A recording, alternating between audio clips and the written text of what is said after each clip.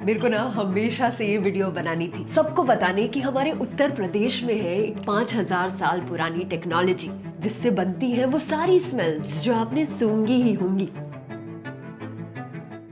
ये है टूथपेस्ट की स्मेल। ये खुशबू पान मसाले की खुशबू है। पूरा पान मसाला आया है। ये 18 लाख रुपए पर केजी है। ये तेल 18 लाख रुपए पर केजी। ये मसाला है, मीट मसाला। हाँ, ये तो मीट मसाला ही है। हाँ, यस। इस छोटी सी बॉटल को बनाने में पूरा 1 महीना लग जाता है।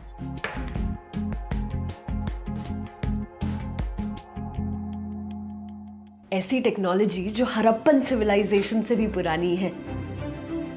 5,500 साल पुराना।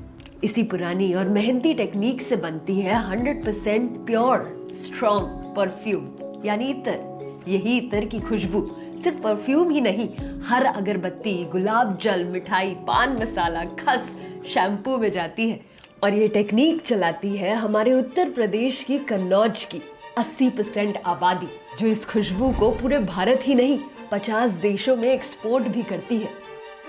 तो ये वीडियो ना एंड तक देखना, क्योंकि इसमें मैं आपको दिखाऊंगी पूरा प्रोसेस एक बहुत स्पेशल खुशबू बनाने का, पहली बारिश की खुशबू बनाने का, जिसको बनाने के लिए सबसे पहले गंगा जी की मिट्टी इकट्ठा करते हैं। इन मिट्टी के पॉट्स को इस बड़े पुराने डेग में डालते हैं। डेग हम लोगों के लगभग होंगे 20 से 25 साल पुराने तो होंगे। और ये डेग कॉपर यानी तांबे से बनते हैं। ये तांबा इसलिए होता है, ये जल्दी गर्म होता है और ठंडा भी जल्दी होता है, इसलिए इनमें मिट्टी के पॉट्स डाल के इन्हें टाइटली बंद किया जाता है, मुल्तानी मिट्टी लगा के।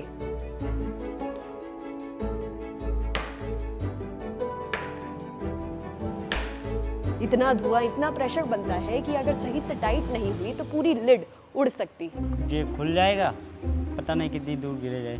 बंद करने के बाद डेग में पानी डाला जाता है और फिर इस डेग को गर्म किया जाता है, इलेक्ट्रिसिटी से नहीं, लकड़ी या उपले लगाकर। और इस आग को 6 घंटे तक चलते रहने देना होता है।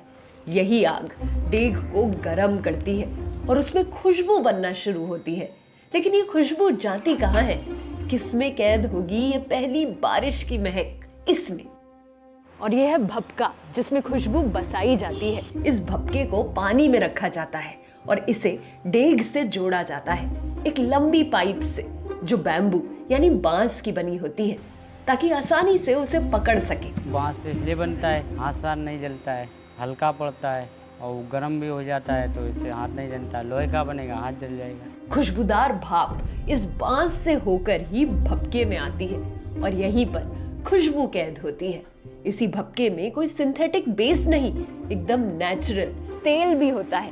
उसी तेल में सारी खुशबू अब्जॉर्ब होती है।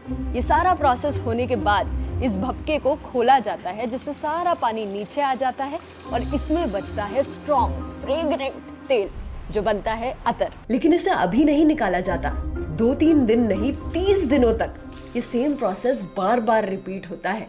हर सुबह डेग खाली होता है और फिर से भरा जाता है 30 दिनों तक। ये लगेगा कम से कम 40 दिन, ऐसे ही 40 दिन तक लगता हाँ। है।